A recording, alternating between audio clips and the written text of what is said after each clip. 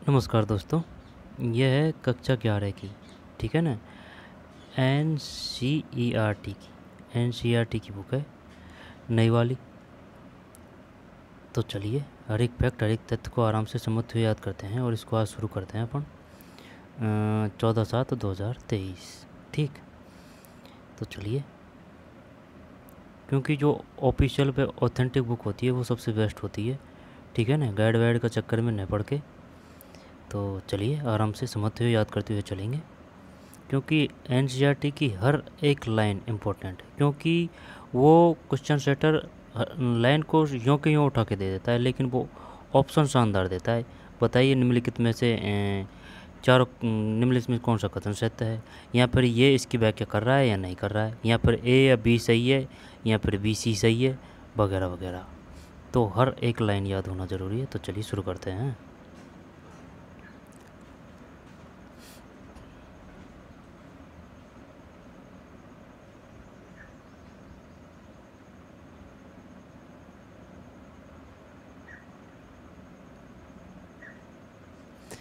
देख लेते हैं, ये सभी किताबों में दे रखा है, वैसे कोई दिक्कत नहीं है। पाठ्य पुस्तकों में पाठ्य सामग्री का पुनर्संयोजन। कोविड-19 महामारी को देखते हुए विद्यार्थियों के ऊपर से पाठ्य सामग्री का बोझ कम करना अनिवार्य है। राष्ट्रीय शिक्षा नीति 2020 में भी विद्यार्थियों के लिए पाठ्य सामग्री का बोझ कम करने और रचनात्मक नजरिए से अनुभवात्मक अधिगम के अवसर प्रदान करने पर जोर दिया गया है। इस पृष्ठभूमि में राष्ट्रीय शैक्षिक अनुसंधान और प्रशिक्षण परिषद ने सभी कक्षाओं में पाठ्य पुस्तकों को पुनर्संयोजित करने की शुरुआत की है। इस प्रक्रिया में राष्ट्रीय शैक्षिक अनुसंधान प्रशिक्षण परिषद द्वारा पहले से ही विकसित कक्षावार सीखने के प्रतिफलों को ध्यान में रखा गया है। पाठ्य सामग्रियों के पुनर्संयोजन में निम्नलिखित बिंदुओं को ध्यान में रखा गया है। एक ही कक्षा में अलग अलग विषयों के अंतर्गत समान पाठ्य सामग्री का होना। समान पाठ्य सामग्री है तो उसको हटा दी गई है। एक कक्षा के किसी विषय में उसके निचली कक्षा का ऊपरी कक्षा में समान पाठ्य सामग्री का होना, यानी कि जो कक्षा 6 में पढ़ चुके हैं तो अगर 7 में वही है तो वो पाठ हटा दिया गया है। कठिनाई स्तर। विद्यार्थियों के लिए सहज रूप से सुलभ पाठ्य सामग्री का होना, जिसे शिक्षकों के अधिक हस्तक्षेप के न वे खुद से या सहपाठियों के साथ पारस्परिक रूप से सीख सकते हो। वर्तमान संबंध में अप्रासंगिक सामग्री का होना, ठीक है। वर्तमान संस्करण ऊपर दिए गए परिवर्तनों को शामिल करते हुए तैयार किया गया पुनर्संयोजित संस्करण है। ये रेटनलाइज्ड 2023-24। रेटनलाइज्ड, इंग्लिश कमज़ोर है यार, इंग्लिश और पढ़नी पड़ेगी। विश्व इतिहास का अध्ययन।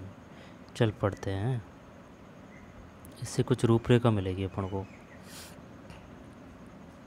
विश्व इतिहास का अध्ययन। आप सोच रही होंगे कि एक ही वर्ष के अंदर विश्व इतिहास का अध्ययन कैसे संभव है। अगर विश्व के विभिन्न देशों में इतना कुछ हुआ और प्रत्येक देश के बारे में इतना कुछ लिखा जा चुका है, इतने विस्तृत व असीम संग्रह से कुछ विषयों को ही हम अध्ययन के लिए कैसे चुन सकते हैं। सही बात है, ये जायज़ सवाल है। विश्व इतिहास पर किसी पुस्तक को पढ़ने से पहले हमें इन प्रश्नों का उत्तर जानना चाहिए। किसी भी पाठ्यक्रम से यह स्पष्ट होना चाहिए कि उसकी रचना किस प्रकार हुई है। इसी तरह से एक किताब से यह साफ होना चाहिए कि उसके क्या उद्देश्य हैं। हमें यह याद रखना चाहिए कि इतिहास के अध्ययन अथवा लेखन में इतिहासकार सदैव तरह तरह के चयन करता है। कई दशकों पहले E.H. कार ने इसी बात को अपनी उत्कृष्ट पुस्तक इतिहास कहा। इतिहास क्या है मैं उठाया, किसने उठाया है? कई दशकों पहले E.H. कार ने इसी बात को अपनी उत्कृष्ट पुस्तक इतिहास क्या है में उठाया है। किसी पुराने अभिलेखागार में दस्तावेजों के ढेरों की जांच पड़ताल कर इतिहासकार उन तथ्यों को नोट करता है जो उसे महत्वपूर्ण जान पड़ते हैं। वह अन्य जगहों के अभिलेखागारों से प्रमाण एकत्रित करता है और विभिन्न प्रमाणों व तथ्यों में अंतर संबंध स्थापित करने का प्रयास करता है। न तो वह उन सभी चीज़ों को उतार सकता है जिसे उसने पढ़ा, और न ही वह हर प्रमाण का प्रयोग कर सकता है। जो प्रमाण उसे महत्वपूर्ण नहीं लगते उन्हें वह छोड़ देता है। बाद में कोई अन्य इतिहासकार उन्हीं स्रोतों को नए प्रश्नों के साथ पढ़ता है। नए इतिहासकार को अब कुछ ऐसे प्रमाण मिलते हैं जिन्हें पहले अनदेखा कर दिया गया था। वे इन प्रमाणों की व्याख्या करती है, नए अंतर संबंध कायम करती है और कुछ इस तरह से इतिहास की एक नई किताब लिखी डालती है। ठीक।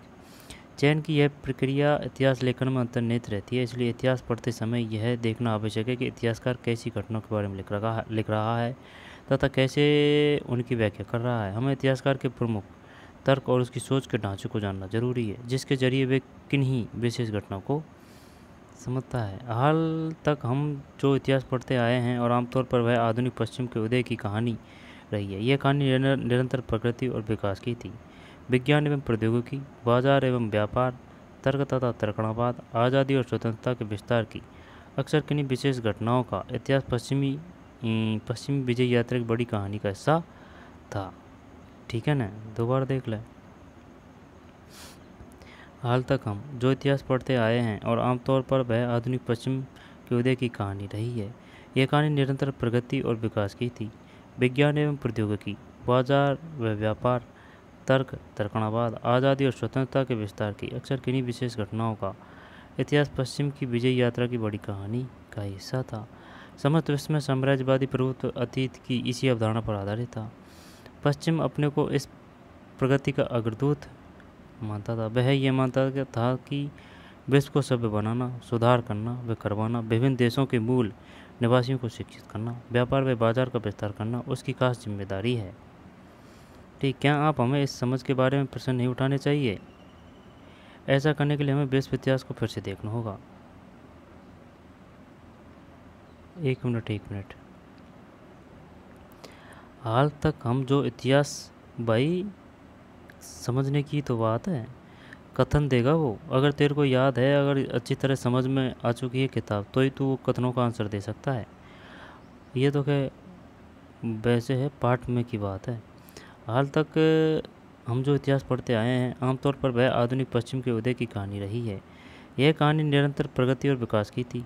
विज्ञान एवं प्रौद्योगिकी, बाजार व व्यापार, तर्क तथा तर्कणावाद, आज़ादी और स्वतंत्रता के विस्तार की अक्सर किन्हीं विशेष घटनाओं का इतिहास पश्चिम की विजयी यात्रा की बड़ी कहानी का हिस्सा था। समस्त विश्व में साम्राज्यवादी प्रभुत्व अतीत की इसी धारणा पर आधारित था। पश्चिम अपने को इस प्रगति का अग्रदूत मानता था। वह यह मानता था कि विश्व को सभ्य बनाना, सुधार करना व करवाना, विभिन्न देशों के मूल निवासियों को शिक्षित करना, व्यापार व बाजारों का विस्तार करना उसकी खास जिम्मेदारी है। क्या आज हमें इस समझ के बारे में प्रश्न नहीं उठाना चाहिए? उठाना चाहिए। ऐसा करने के लिए हमें विश्व इतिहास को फिर से देखना होगा। कई महाद्वीपों और लंबे ऐतिहासिक कालों का सफ़र करते हुए हमें यह सोचना होगा कि विश्व इतिहास को नए तरीके से देखा जा सकता है। इस यात्रा में विश्व इतिहास के कुछ विषय आपकी मदद करेंगे। ऐसा यह 3 तरीकों से करेगी। सबसे पहले यह पुस्तक विकास और प्रगति की महान कहानियों के पीछे छुपे ज़्यादा अंधेरे इतिहासों से आपको परिचय कराएगी। आप देखेंगे कि कैसे 15वीं-16वीं शताब्दियों में दक्षिण अमेरिका में अन्वेषकों और व्यापारियों के आगमन ने केवल पश्चिमी वाणिज्य और संस्कृति के लिए अपने द्वार ही नहीं खोले, बल्कि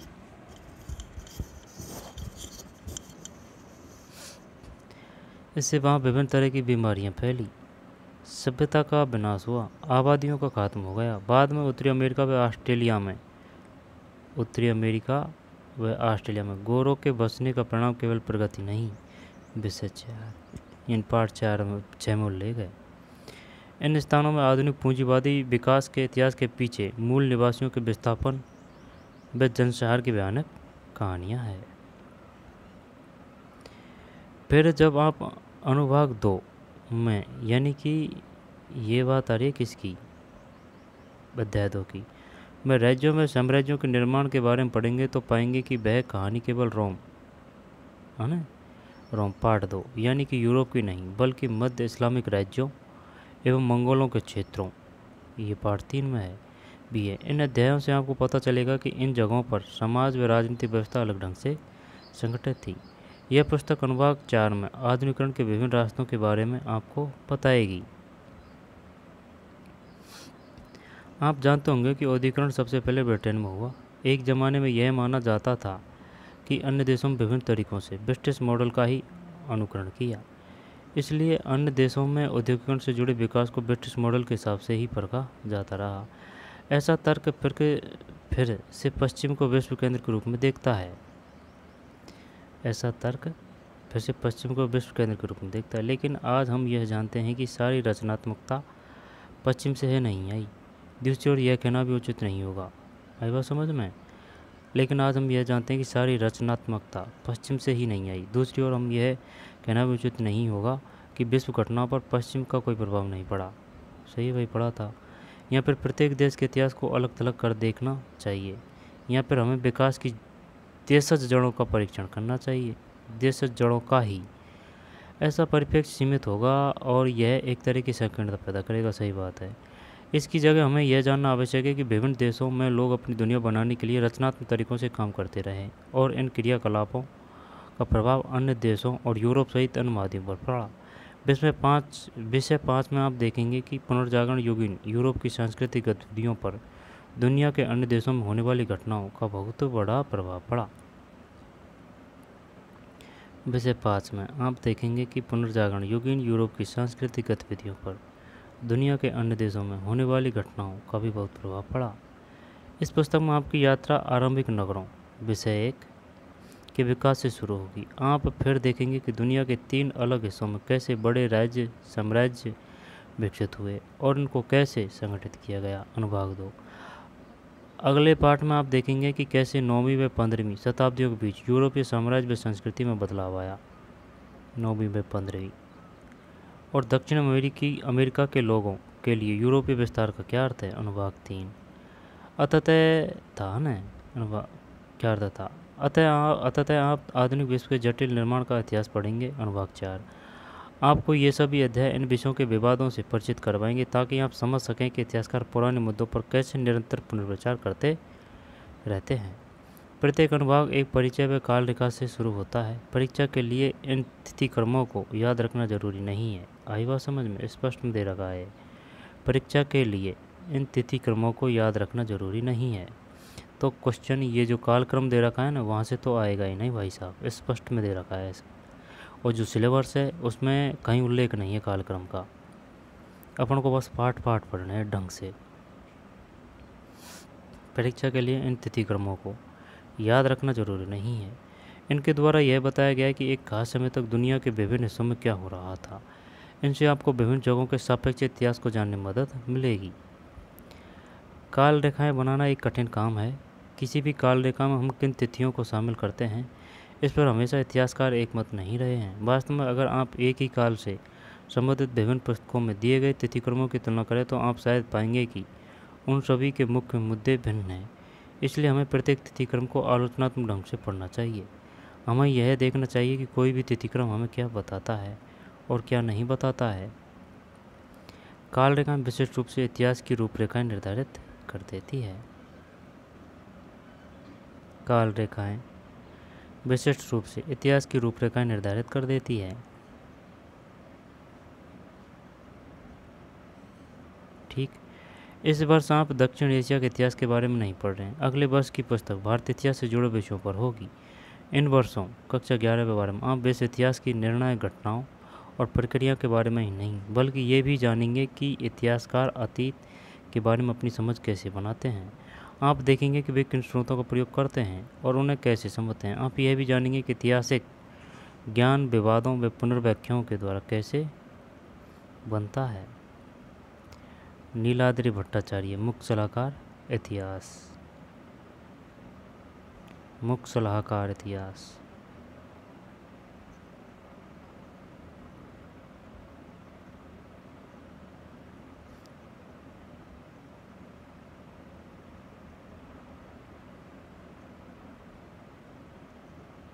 जवाहरलाल नेहरू विश्वविद्यालय नई दिल्ली JNU। नीलाद्रि भट्टाचार्य। नारायणी गुप्ता। विषय 6 लिखा है भाई नारायणी गुप्ता ने, यानी अध्याय 6। रिटायर है, अवकाश प्राप्त सदस्य।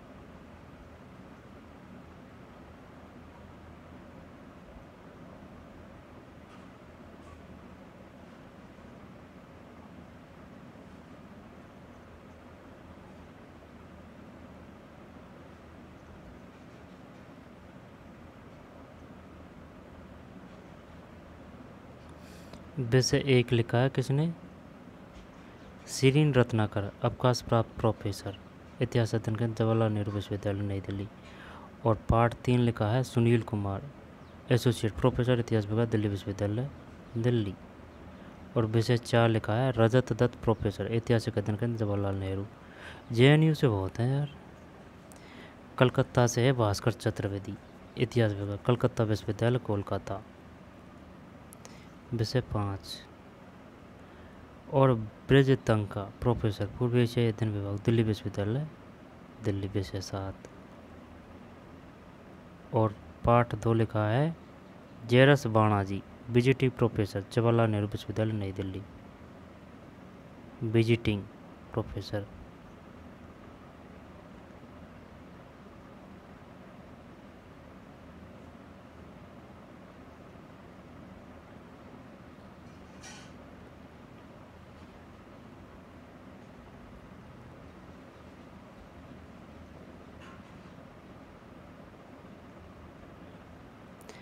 ये पार्ट है भाई साहब, आमुख प्रस्तावना अनुभाग 1, प्रारंभिक समाज। पहले है भूमिका, फिर कालक्रम 6 लाख वर्ष से 1 लाख ईसा पूर्व। इसके बाद में है लेखन कला और शहरी विजन। जब ये है अपने सिलेबस में विषय 1, यानी कि यहाँ से पाठ चालू हो रहा है, लेखन कला और शहरी जीवन।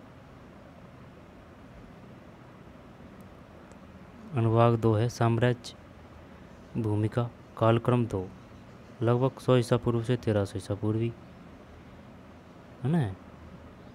3 महाद्वीपों में फैला हुआ साम्राज्य और याया साम्राज्य, ये 2 पार्ट है इसमें अनुभाग 2 में।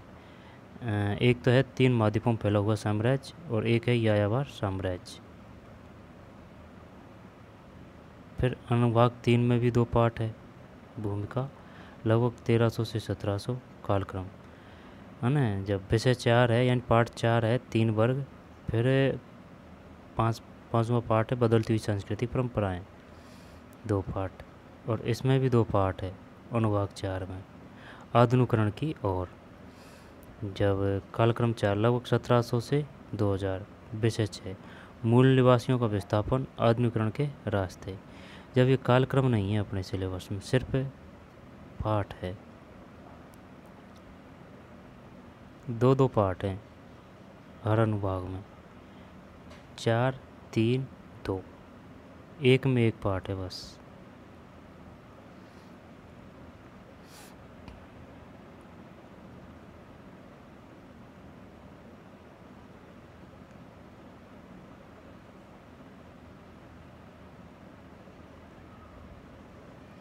एक, प्रारंभिक समाज, लेखन कला और शहरी जीवन। लेखन कला और शहरी जीवन, ठीक भाई। 1, प्रारंभिक समाज, लेखन कला और शहरी जीवन।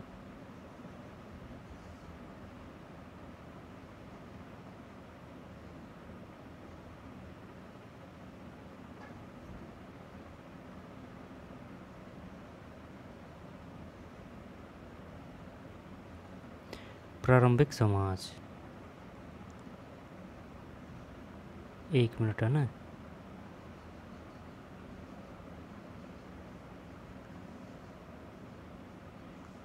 कालक्रम,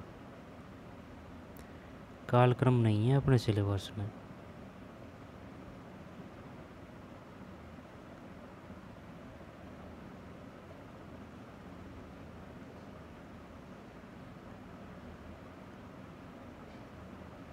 यहाँ से चालू हो रहा है पाठ, आई बात समझ में, यहाँ से चालू हो रहा है। तो पाठ को पढ़ लेते हैं पहले, जब इसको देख लेंगे बाद में, है ना।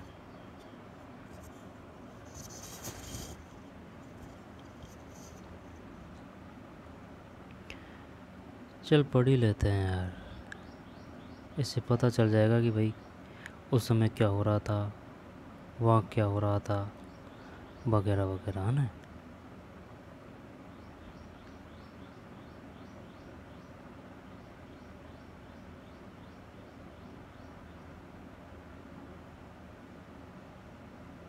प्रारंभिक समाज,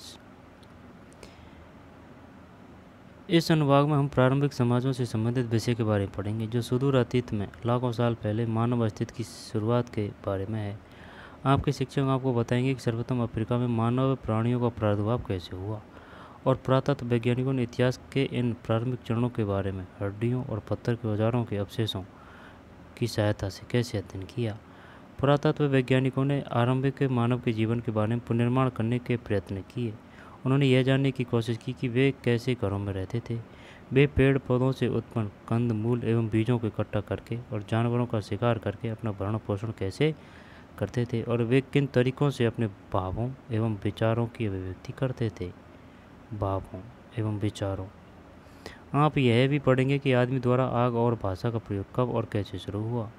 अंत में आप यह देखेंगे कि आज की दुनिया में भी जो लोग शिकार और पेड़ पौधों से प्राप्त खाद्य सामग्रियों से अपना भरण पोषण करते हैं, क्या उनके जीवन का अध्ययन करने से अतीत के बारे में जानकारी मिल सकती है।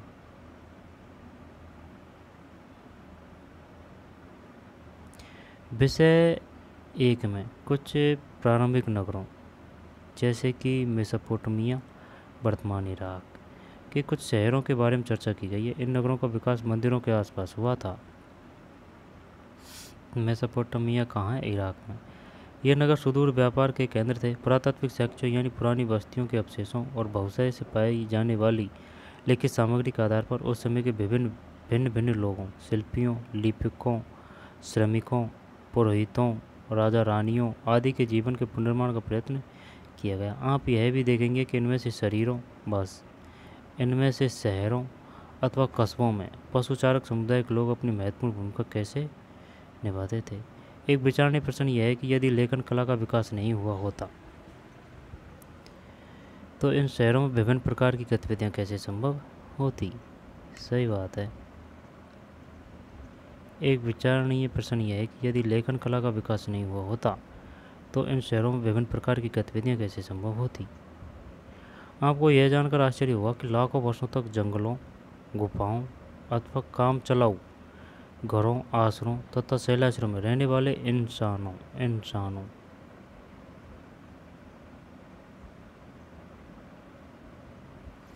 ने आगे चलकर गांवों और शहरों में रहना कैसे शुरू किया। यह एक लंबी कहानी है और ऐसी अनेक घटनाओं से जुड़ी है जो सर्वप्रथम नगरों की स्थापना से कम 5000 वर्ष पहले घटित हुई थी।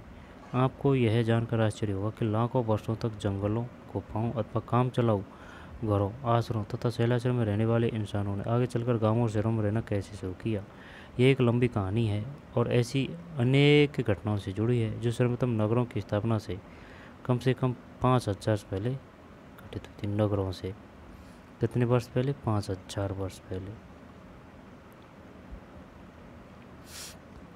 अत्यंत दूरगामी प्रभाव डालने वाले परिवर्तनों में से एक था धीरे धीरे कानूनोदोष जिंदगी को छोड़कर खेती के लिए एक स्थान पर बस जाना, जो लगभग 10,000 साल पहले शुरू हो गया था। अत्यंत दूरगामी प्रभाव डालने वाले परिवर्तनों में से एक था धीरे धीरे कानूनोदोष जिंदगी को छोड़कर खेती के लिए एक स्थान पर बस जाना, जो लगभग 10,000 साल पहले शुरू हो गया था। आपके शिक्षक आपको बताएंगे कि खेती अपनाने से पहले लोग कैसे अपने भोजन के लिए पेड़ पौधों की उपज इकट्ठी किया करते थे।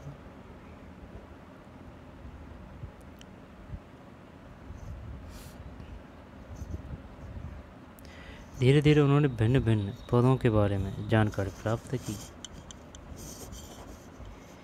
जैसे वे कहाँ उगते हैं, वे किस मौसम में फलते हैं आदि आदि। इस जानकारी के आधार पर उन्होंने पौधे उगाना सीख लिया। पश्चिम एशिया में गेहूं और जौ, मटर और कई तरह की दालों की फसलें उगाई जाती थी।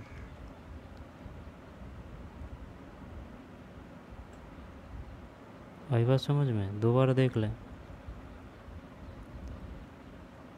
आपके शिक्षक आपको बताएंगे कि खेती अपनाने से पहले लोग कैसे अपने भोजन के लिए पेड़ पौधों की उपज इकट्ठी किया करते थे। धीरे धीरे उन्होंने भिन्न भिन्न पौधों के बारे में जानकारी प्राप्त की, जैसे वे कहाँ उगते हैं, वे किस मौसम में फलते हैं आदि आदि। इस जानकारी के आधार पर उन्होंने पौधे उगाना सीख लिया। पश्चिम एशिया में गेहूँ और जौ, मटर और कई तरह की दालों की फसलें उगाई जाती थी। पश्चिम एशिया। पूर्वी तथा दक्षिण पूर्वी एशिया में ज्वार, बाजरा और धान की फसलें आसानी से उगाई जा सकती थी। ज्वार बाजरा अफ्रीका में पैदा किया जाता था। ज्वार बाजरा अफ्रीका में। उन्हीं दिनों लोगों ने भेड़, बकरी, ढोर, सुअर और गधा जैसे जानवरों को पालतू बनाना सीख लिया। तब पौधों से निकलने वाले रेशों जैसे रुई तथा पटसन और पशुओं पर उगने वाले रेशों जैसे ऊन आदि से कपड़े बुन जाने लगे थे। कुछ समय बाद, आज से लगभग 5000 साल पहले, ढोरों और गधों, ठीक है ना, 5000 साल पहले पालतू जानवरों को हलों तथा गाड़ियों से जोता जाने लगा था।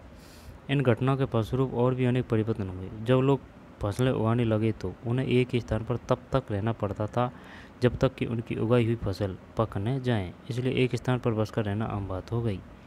इसके फलस्वरूप लोग अपने रहने के लिए अधिक स्थायी घर बनाने लगे। इस बीच कुछ जन समुदायों ने मिट्टी के बर्तन बनाना भी सीख लिया। अनाज और अन्य उपज इकट्ठी करने के लिए और नए उगाए गए अनाजों से तरह तरह के भोजन बनाने के लिए इन बर्तनों का इस्तेमाल किया जाने लगा। वस्तुतः खाद्य पदार्थों को अधिक स्वादिष्ट और सुपाच्य बनाने के लिए भोजन बनाने की प्रक्रिया पर अधिक ध्यान दिया जाने लगा। वस्तुतः खाद्य पदार्थों को अधिक स्वादिष्ट और सुपाच्य बनाने के लिए भोजन बनाने की प्रक्रिया पर अधिक ध्यान दिया जाने लगा। साथ ही पत्थर के औजार बनाने के तरीकों में भी बदलाव आया। हालांकि औजार बनाने के पहले वाले तरीके भी लागू रहे, पर कुछ औजारों तथा उपकरणों को घिसाई की विशद प्रक्रिया के जरिए चिकना और पॉलिशदार बनाया जाने लगा।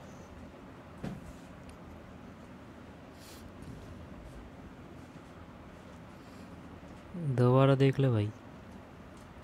साथ ही पत्थर के औजार बनाने के तरीकों में बदलाव आया। हालांकि औजार बनाने के पहले वाले तरीके भी चालू रहे, पर कुछ औजारों तथा उपकरणों को घिसाई की विशद प्रक्रिया के जरिए चिकना और पॉलिशदार बनाया जाने लगा। अनेक नए उपकरण बनाए गए, जैसे अनाज की पिसाई और सफाई करने के लिए ओखली व मूसल। अनेक नए उपकरण बनाए गए, जैसे अनाज की पिसाई और सफाई करने के लिए ओखली व मूसल और पत्थर की कुल्हाड़ी, कसिया और फावड़ा। ये क्वेश्चन आ चुका है भाई। कसिया क्या है? कसिया और फावड़ा, जिनसे जुताई के लिए भूमि साफ की जाती थी।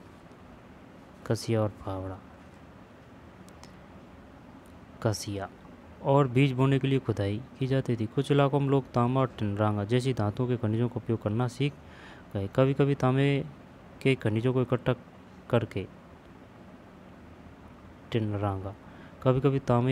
इकट्ठा करके उनके खास नीले हरे रंग की वजह से उनका इस्तेमाल किया जाता था। इससे आगे चलकर धातुओं से गहने और औजार बनाने का रास्ता खुल गया। दूरस्थ स्थानों और समुद्रों से उत्पन्न होने वाली कुछ अन्य प्रकार की चीज़ों के बारे में जानकारी बढ़ती जा रही थी। ये चीज़ें थी लकड़ी, पत्थर, हीरे जवाहरात, धातुएं, सीपियाँ, ऑब्सीडियन, ज्वालामुखी का पक्का जमा हुआ लावा। अच्छा, ऑब्सीडियन, ज्वालामुखी का पक्का जमा हुआ लावा। इस प्रकार लोग इन चीज़ों और इनके बारे में अपनी जानकारी के साथ एक स्थान से दूसरे स्थान पर जाते रहते थे और उनका प्रसार करते रहते थे। इस प्रकार व्यापार में वृद्धि होती गई, गांवों और कस्बों का विकास होता गया और लोगों का आवागमन बढ़ता गया, जिसके फलस्वरूप पुराने छोटे छोटे जनसमुदायों के स्थान पर छोटे छोटे राज्य विकसित हो गए। यद्यपि ये परिवर्तन बहुत धीमी गति से हुए और इस प्रक्रिया में कई हजार वर्ष लग गए, लेकिन जब शहर स्थापित हो गए और उनका विकास होने लगा तो इन परिवर्तनों की रफ्तार भी तेज हो गई। ठीक, इसके अलावा इन परिवर्तनों के दूरगामी परिणाम निकले। कुछ विद्वानों ने तो इसे क्रांति कहकर पुकारा, क्योंकि लोगों के जीवन में संभवतः इतना अधिक परिवर्तन आ गया था कि उन्हें पहचानना भी मुश्किल हो गया था। जब आप आरंभिक इतिहास में इन दो विपरीत विषयों का अन्वेषण करें तो इन निरंतरताओं और परिवर्तनों का अवश्य अवलोकन करें।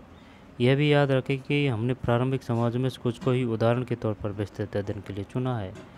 इनके अलावा और भी कई प्रकार के प्रारंभिक समाज थे, जैसे कि किसान समुदाय, पशुचारक यानी ग्वाले लोग, शिकारी संग्राहक समुदाय और नगरवासी लोग।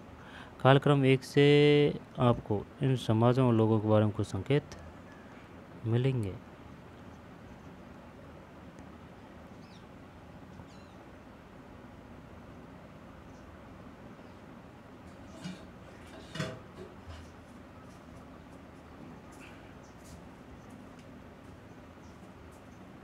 कालक्रम 1, कालक्रम का अध्ययन कैसे करें। आप इस प्रकार का कालक्रम पुस्तक के प्रत्येक अनुभाग सेक्शन में पाएंगे। प्रत्येक कालक्रम आपको विश्व इतिहास की प्रमुख प्रतिक्रियाओं और घटनाओं के बारे में बताएगा। जब आप इन कालक्रमों का अध्ययन कर रहे हों तो यह ध्यान रखें, राजाओं के बीच लड़े गए युद्धों की अपेक्षा उन प्रक्रियाओं या घटनाओं जिनके द्वारा सामान्य स्त्रियों और पुरुषों ने इतिहास को प्रभावित किया की तिथियों को अंकित करना अधिक कठिन है।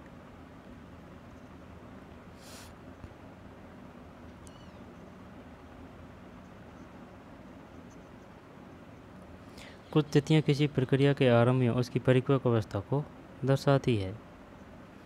इतिहासकार लगातार नए नए साक्ष्यों के आधार पर तिथियों में संशोधन कर रहे हैं। ये पुरानी तिथियों के निर्धारण के लिए नए तरीकों का इस्तेमाल कर रहे हैं।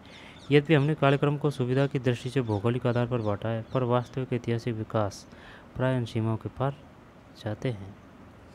ऐतिहासिक प्रक्रिया में काल अनुक्रम प्राय ऊपर नीचे या अतिव्यापित ओवरलैपिंग हो जाता है। ओवरलैपिंग सही है। मानव इतिहास कुछ युगांतरकारी घटनाओं को ही यहाँ दिया गया है। इनकी प्रक्रियाओं का वर्णन आने वाले अध्यायों में किया गया है। ठीक है ना, इनकी प्रक्रियाओं का वर्णन, जिनके पृथक कालक्रम भी है। यहाँ पर आप एक देखेंगे, वहाँ पर आपको एक चित्र दिखाई देगा जो कि खाने में लिखी तिथि से संबंधित है। खाने में लिखी तिथि से संबंधित है। कालक्रम में दिए गए खाली स्थानों का कालक्रम में दिए गए खाली खानों का यह अर्थ नहीं है कि उस काल में कुछ भी विशेष घटित नहीं हुआ। कभी कभी यह हमें बताता है कि हमें अभी तक यह पता नहीं है कि उस काल में क्या घटित हुआ। सही है। अगले वर्ष हम दक्षिण एशिया के इतिहास और विशेष रूप से भारतीय इतिहास का अध्ययन करेंगे। दक्षिण एशिया के बारे में दी गई तिथियां उस महाद्वीप में हुए केवल कुछ विकासों को ही दर्शाती है।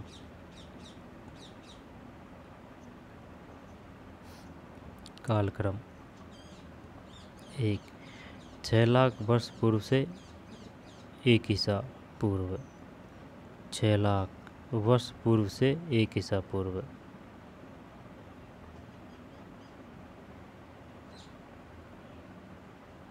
6 लाख ईसा पूर्व से 1 ईसा पूर्व।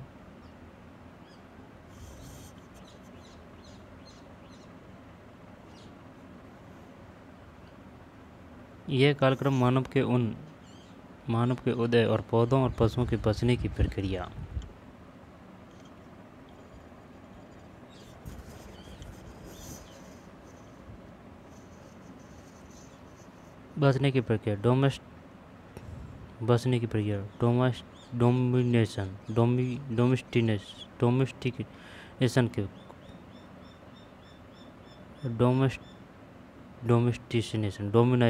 डोमिस्टेशन कुछ ऐसे है के बारे में प्रकाश डालता है। यहाँ पर कुछ प्रमुख प्रौद्योगिकी विकासों जैसे आग का आविष्कार, धातुओं के प्रयोग, हल द्वारा खेती तथा पहिए या चाक के प्रयोग के बारे में जानकारी मिलती है। इस प्रक्रिया में नगरों का आविर्भाव और लेखन के प्रयोग के बारे में बताया गया है। आपको यहाँ पर कुछ प्राचीनतम साम्राज्यों का भी उल्लेख मिलेगा जिनकी विषय वस्तु विस्तार से कालक्रम 2 में दी जाएगी।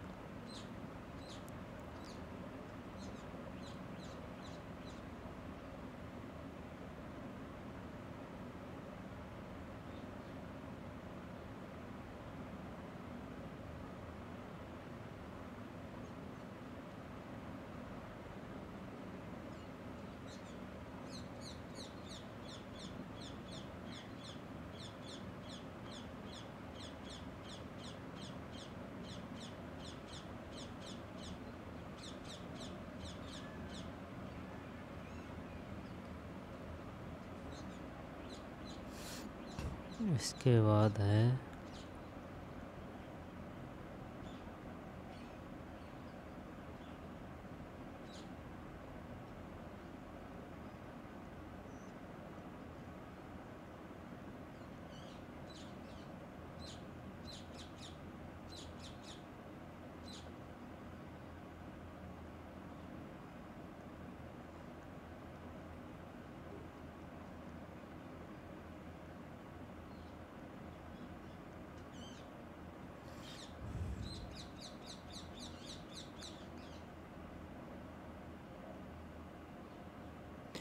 छः लाख वर्ष पूर्व 5 लाख वर्ष वर्तमान से पूर्व है ना। ऑस्ट्रोलोपिथिकस के जीवाश्म वर्तमान 56 लाख वर्ष पूर्व। अग्नि के प्रयोग के साक्ष्य मिले वर्तमान से 14 लाख वर्ष पूर्व। ऑस्ट्रोलोपिथिकस के जीवाश्म वर्तमान 56 लाख वर्ष पूर्व अग्नि के प्रयोग के साक्ष्य मिले। ठीक है ना, कब मिले? वर्तमान से 56 लाख वर्ष पूर्व। अच्छा, ऑस्ट्रोलोपिथिकस वर्तमान से 14 लाख वर्ष पूर्व। सुन मेरी बात, ये जो 56 लाख वर्ष है ना, ये इसके बारे में ऑस्ट्रोलोपिथिकस के जीवाश्म ये मिले हैं, और वर्तमान से 14 लाख वर्ष पूर्व मिले हैं, अग्नि के प्रयोग के साथ मिले हैं।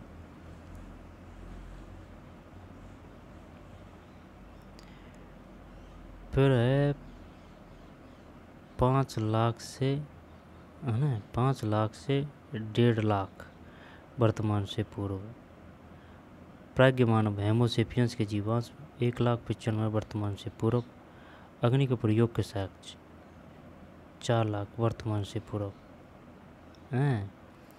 इसके बाद में 1.5 लाख से 50,000 वर्तमान से पूर्व, 50,000 से 30,000, 50,000 से 30,000 में है प्राज्ञ मानव होमोसेपियंस के जीवाश्म 40,000, 40,000। फिर 30,000 से 10,000 गुफा आवासों की चित्रकारी 27,500। ठीक, गुफा आवासों की चित्रकारी 27,500। गुफा आवासों में चित्रकारी विशेषकर फ्रांस और स्पेन में। ठीक, 30,000 से 10,000 गुफा आवासों में चित्रकारी 27,500। गुफा आवासों में चित्रकारी विशेषकर फ्रांस और स्पेन में। 8,000 से 7,000 ईसा पूर्व, 7,000 से 6,000 पशुओं और कुत्तों को पालतू बनाया गया।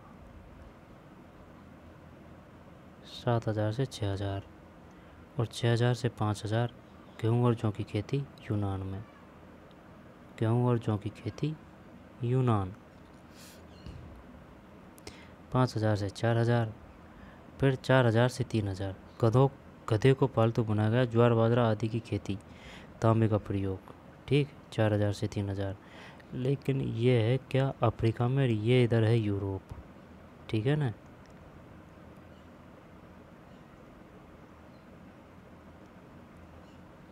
तांबे का प्रयोग क्रीट 3,000 से 2,000। हल द्वारा कृषि, प्रथम राजवंशों, नगरों, ब्राह्मणों, कैलेंडर, चित्रात्मक लिपि, पेपाइरस पर लेखन मिस्र। घोड़े को पालतू बना गया पूर्वी यूरोप। नगरों, महलों, कांसे का प्रयोग, कुम्हार के चाक, व्यापार का विकास, कीट। इसके बाद में 2000 से 1900, 1900 से 1800, 1800 से 1700, 1700 से 1600, 1600 से 1500 और 1500 से 1400 कांच की बोतलों का प्रयोग मिस्र। लिपि का विकास कीट।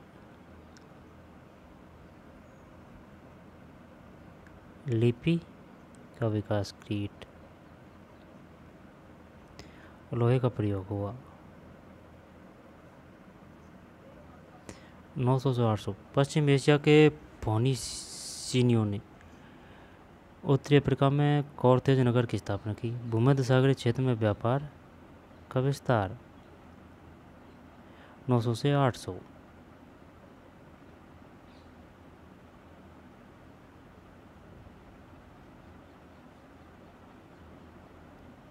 फोनिशियनों ने उत्तरी अफ्रीका के कॉर्थेज नगर की स्थापना की। भूमध्य सागरीय क्षेत्र में व्यापार का विस्तार 800 से 700। लोहे का प्रयोग सूडान में।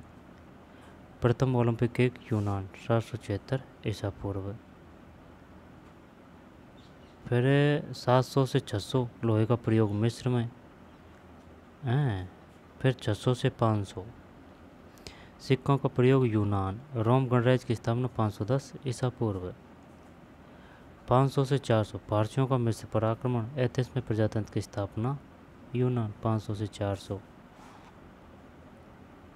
फिर 400 से 300 मिस्र में सिकंदरिया अलेक्जेंड्रिया की स्थापना 332 ईसा पूर्व, जो ज्ञान का प्रमुख केंद्र बना। 332 400 से 300 मिस्र में सिकंदरिया अलेक्जेंड्रिया की स्थापना 332 ईसा पूर्व जो ज्ञान का प्रमुख केंद्र बना। मकदूनिया के सिकंदर मिस्र और पश्चिम एशिया के भागों को जीता। 336 से 323 ईसा पूर्व। मकदूनिया के सिकंदर ने मिस्र और पश्चिम एशिया के भागों को जीता। 336 से 323 ईसा पूर्व।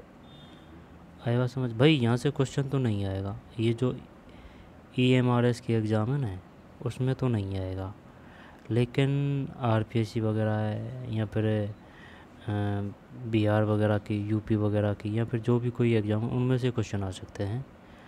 ठीक है ना, वहाँ से वो वाली एग्ज़ाम इनमें से क्वेश्चन उठा सकती है, लेकिन EMRS में नहीं आएगा। लेकिन याद कर लेने में क्या दिक्कत है? प्रथम ओलंपिक खेल है ना, सिक्कों का प्रयोग यूनान। रोम गणराज्य की स्थापना 510 ईसा पूर्व। और 500 से 400 पारसियों का मिस्र पर आक्रमण। एथेंस में प्रजातंत्र की स्थापना और मिस्र में सिकंदरिया यानी अलेक्जेंडर की स्थापना 332 ईसा पूर्व जो ज्ञान का प्रमुख केंद्र बना। मकदूनिया के सिकंदर ने मिस्र और पश्चिम एशिया के भागों को जीता। 336 से 323 ईसा पूर्व। 300 से 200, 200 से 100, 100 से 101, 100 से 1 ईसा पूर्व। 100 से 1 ईसा पूर्व। ऊपर हेडिंग क्या है? ऊपर हेडिंग है इधर अफ्रीका है, इधर यूरोप है, और 6 लाख वर्ष पूर्व से 5 लाख वर्ष वर्तमान से पूर्व। ठीक। लिपि का विकास। ठीक, तो चलिए इसको और देख लेते हैं, है ना। इसको बाद में पढ़ेंगे, है ना। इसको यहाँ से मिलते हैं, हैं।